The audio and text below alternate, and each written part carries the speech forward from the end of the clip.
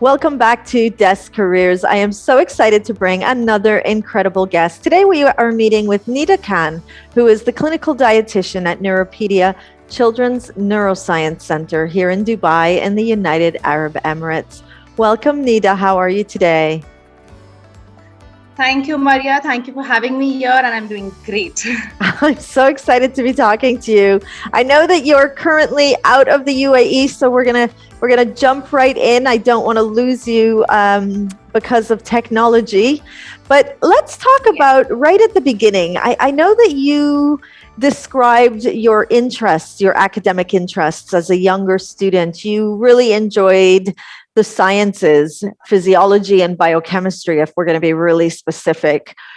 Yes. What was it about the sciences that you found interesting? Was it a natural attraction, or was it something that developed over your time as a high school student? I think it was my natural attraction because I was always inclined towards science. And when it came to my field, I love food, and food and science combined together comes only in dietetics, if I'm not wrong. So yeah, I think that was my natural inclination always towards science. So it was all my science subjects that I always did well, and I knew that I want to move ahead only in this field. So that's how I chose, and I moved ahead with it. Amazing. Now, I know a young person watching this right now might be saying, I like sciences, but how did she know dietitian? That's what she wanted to be doing. How did you decide? I know you just said, I like food and I like science, so it was kind of the right match. But how did you narrow it down to being a clinical dietitian? Sure. So I will go ahead with my journey started like liking science, moving ahead after my boards. I moved ahead to take up science as my subject. But luckily, the college that I went into, we had an option of choosing a subject called home science. And therein where it started, I was never having this in mind that I wanted to do dietetics. What happened is I got this subject of food, basic food nutrition as my one subject, which was a very low credit subject. It's a 2 credit subject. And but the kind of interest and the kind of knowledge I got through it, I realized that, oh, there is something more than diet does, except for making you lose weight and gain weight. There's something more, like apart from just combining your science with the food, it is also works on disease conditions, and it helps people in many ways. And that's the time I realized I don't know what I'm doing next, but I'm definitely doing this now. Let's do a graduation in this, and then let's see how it works ahead. That's really incredible. So you merged your interest with science, your interest of Yes, food, but your curiosity of what it can do if they were combined, looking at exactly, disease as well. I exactly. know that I know that you talked about home science for students doing GCSEs and A levels that don't really understand. Can you describe what a home science is? Of course. So home science is something they combine many of the things together. They are bringing too many subjects together. One is obviously the nutrition, the dietetics and nutrition. The second can be the early childhood care education that they bring in. Then there was something called textiles. So if there's someone who is wanting to go into fashion designing or has an inclination towards these subjects, also can get into it. Then the one major part was learning psychology and sociology. So there were these subjects in it, and when they combine all these subjects together, they had a stream called home science, and Amazing. that's how Sounds it great. move ahead. And then you get a choice to choose what you want as your main subject. Absolutely amazing. And I like how they combine those together. We do have departments very similar to what you said, but what I Right. appreciate is how they're all kind of combined to help a student Exactly. understand that connection and how they evolve. You mentioned in our pre-interview that it's important that a young person should be well versed with the basics to help them identify and choose their subject pathway.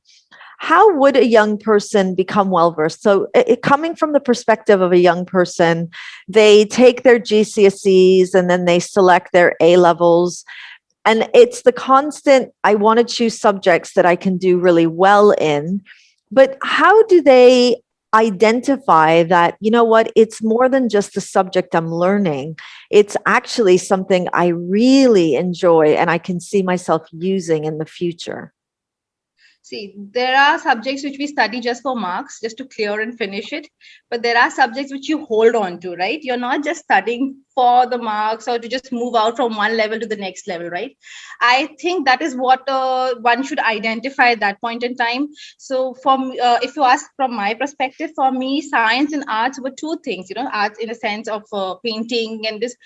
It was something that I just didn't do for marks. I just didn't open my books just to get there, just to show like, okay, I'm clearing it off and moving ahead. It was something that it was always build up the curiosity in me. Okay, if this is what is happening, what is the next that will happen? So if there is something that really touches you in this way, where that, okay, it's building up my curiosity and I am doing it for what I love doing it, I think then you should try to move ahead, taking that subject as your passion subject and move ahead in that field. Amazing. That's identified, and I think even everyone can do it. And so what I'm hearing you say is find the connection between you and a subject, something that you are doing more than just for getting the grade. Let's take you forward to some of the highlights of your career. You mentioned being a ketogenic diet specialist, and that's one of the highlights, and most particularly how that specialism helps patients, especially the children who might be struggling with epilepsy. Right. When I think about ketogenic, I'm just thinking it seems to be the big topic right now, in the world and people of diet. And like you said right at the beginning, dietitian does more than just helping people gain weight, lose weight. It's actually about disease prevention. How does this specialty help with disease prevention or help patients who might be struggling with cases like epilepsy? Okay, so first let me just talk about the ketogenic diet, because as you said, it's the current trend, right? Everyone talking about ketogenic diet. Ketogenic diet is basically a high fat, low carbs and moderate protein diet. Now, how does this help is the exact mechanism has still not been figured out by anyone in this world. But what we figured out is one way it works is by blocking the glucose pathway into the brain and letting the ketones that come in from the ketogenic diet into the brain. And because fat is a high fat energy source, it gives more calories. It works in that manner in controlling the seizures. But not everyone benefits from it. It is those children or those adults who have tried many drugs, around 2 to 3 classes of anti-epileptic drugs. If that doesn't work on them, then we give a trial of ketogenic diet. And in many cases, especially in infancy, it does show great results. So it does reduce the frequency of seizures, the kind of seizures, the severity of seizures, they all have cut down with this. Wow, Nida, I'm just taking this in. I'm thinking about our younger students who may not have ever really considered how they could go into becoming a clinical dietitian. Some of these highlights that you mentioned also connect to what you believe has been the purpose behind what you're doing. It's that connection with community, especially children, and the treatment of mental conditions. I also believe that your role as a medical practitioner is also about the mindset and mental health of a patient as well. How do you see the emotional side? And I know you said you took psychology and you really enjoyed psychology as well, but how do you see that emotional side of the work that you do in the work that you have to do as a clinical dietitian?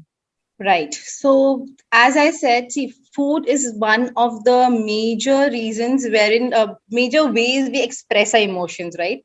I'm sure everyone agrees with this. You're happy, you feel like eating all the food that you love to eat. When you're sad, you just don't want to look at food. This is how emotions play a role when it comes to food. But when you have a child sitting in front of you and you have your textbook knowledge in front of you, you know that these are the specifics in the textbook, that this is how it has to go, for a particular disease condition. And there are parents sitting in front of you who have that emotional touch there, okay, my child is in this condition. How do I get my child better. They are ready to do anything what you say. But you have to look at the child per se. You have to see how the child is responding to what you are saying. That is where you bring the child into your diet. You try to get the child to understand what you're doing. Why are you doing this? And go step by step. You might not achieve results within the first time, second time, third time. It might take time, but you have to make sure that you are gaining that confidence of the child, that no, she is understanding what are my emotions with these things here. The parents are understanding, no, she knows how to get the child into this. And once you get the child into your diet and you make the child understand, it goes very easily.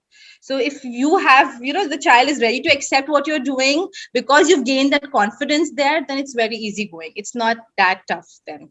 And how do you see the emotional connection with your patients? How do you disconnect? How do you, you're dealing with children and you're also helping parents through a very vulnerable time when they're trying to help their children. How do you as a professional say, okay, I can't get emotionally attached to my patients. I have to stay professional.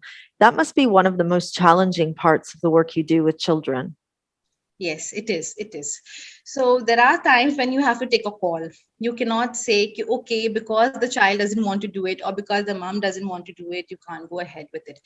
That time you have to take a stand and you have to tell them, no, this is what it is. I cannot say yes and no because just because you don't want it. I want to see my child improving. So there are times wherein the food acts as a medicine. You immediately need to do something about it. You can't, genetic conditions, when the levels go really high, the doctors also know, and even the dietitian knows it is the food that is going to help at this moment right now. You have to change it. So that time you have to take a stand, and wherein comes emotional connectivity with the child. When I come back home, I try to disconnect until unless I have got a query from the parent telling me, okay, no, this is happening. I obviously respond them immediately, but then I cannot bring my work home because where the environment that I am in, dealing with neurological conditions is not easy. Seeing those children who are not stable in many cases is not easy. So when you get back home, you have to just brush off things and say, okay, now this was one part of my life and this is the other part. So you cannot combine the two. That must be so challenging. I know that our students are always thinking about university, or what am I going to do when I graduate from secondary school? And they're very focused on putting things on their applications to university that show they stand out. One of the topics we mention very, very often with our students and young people is, how do we get experiences of work? How do we show the university that we're really interested in this profession? And how do we learn about the profession as well? What are some of your tips now that you're doing this? You're a clinical dietitian, you've gone through the academic journey. What would you say is a good practice for students who want to go into clinical diet, to become a clinical dietitian, who want to be working with children or even working with adults, but it's difficult for them to get into a clinic because of the COVID restrictions or even because of the difficulties of being able to come into a clinic? How can a student gain experiences of work if they can't observe in a clinic? I would say do your research studies very well. Then there are many articles online. Go ahead, read them, learn about these. Keep reading, because dietetics is an ever evolving field. So every second day there's something new coming in. Be worst what is happening right now. So every second day there's something new that is coming in, some new technology that you can use for the measurements. All those things you should be aware of. Secondly, honestly, when it comes to the actual practical experience, you have to be there at the site. I will not say that it is very easy to just sit back and read your textbooks and do it, because when you have the patients in front of you, it's a different ball game altogether. So what your textbook says might not be actually what you're doing with the patient at that moment, So yeah, but the only way that you can go about it is just by having good research backed knowledge. Like, you go do your research very well and be well versed with the anatomy, the physiology, and how do you connect the food and how is the food working with your physiology. It's very important, because once you know this basics, right, even if you have a patient in front of you for the first time and you're not able to do an internship, you know where you're going to go right. It's not that you will go wrong there. So, but then, yeah, I know because of COVID restrictions, very tough. But then nothing takes away the practical experience. Of course. So try to find ways to get that practical experience. Yes. Your top 3 tips for a young person: work hard, be open-minded, and work towards that vision. How did those 3 tips help you in your career? So work hard. I would say work hard in terms of your academics. Yes. Don't take it lightly. I was always a student who worked hard, studied hard, not just to get the grades, but to understand my subject better. One, keep a vision. Like, I always knew I wanted to be in the medical field, but I never wanted to be a doctor. I knew that from the beginning, that this is what I wanted to do. I wanted to see how I can work towards my patients. That gives me a self-satisfaction, and that is something I realized when I was doing my internship in a hospital. That's why I said nothing takes practice that you get when you're working. And so when you have a vision of you working hard towards it, and as a specialty, so you should know what specialty you want to be in. I would always, it's not that I disregard people who are doing many things at one time, but when you have a specialty, you can focus much better. That is what my thoughts are on this, and that's how you work ahead with this. So yeah, so since the beginning, when I got to know my subject, I moved ahead doing my bachelor's, then my master's, went ahead to do my internship under a doctor who was doing ketogenic diet, and that's how my life started as a dietitian, as a ketogenic dietitian. So yes, I think I had a vision very clear in my head. This is what I wanted to do, and it's still working. Amazing. Thank you so much. This was such a wonderful, a very enriching conversation into the world of being a clinical dietitian. I really appreciate your time. Thank you, everybody, for watching. Today, we spoke with Nida Khan, who is a clinical dietitian here in Dubai at in the United Arab Emirates at Neuropedia Children's Neuroscience Center. I'll see you all at our next DESCareers Digital Spotlight.